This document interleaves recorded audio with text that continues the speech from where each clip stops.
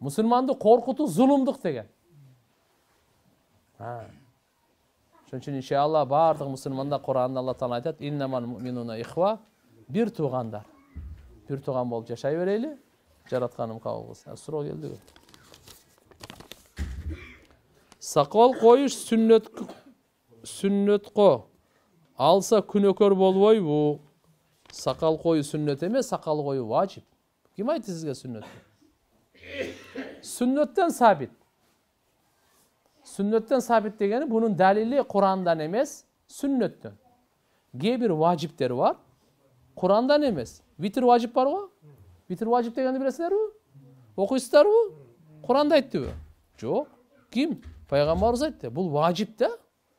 Түшүнүктүүбү? Кодум ушундай. Пайгамбарыбыздын буйругу негизи важиптикке келет. Пайгамбарыбыз сакал койгонго буйрук берген. Буйрук берген.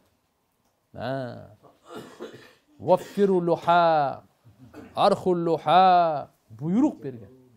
Бул буйрук важиптикке далалат кылат. Албетте сүннөттөн келгендиктен сүннөт деп айтылып калган. Алса күнөкөр болот күнөкөр.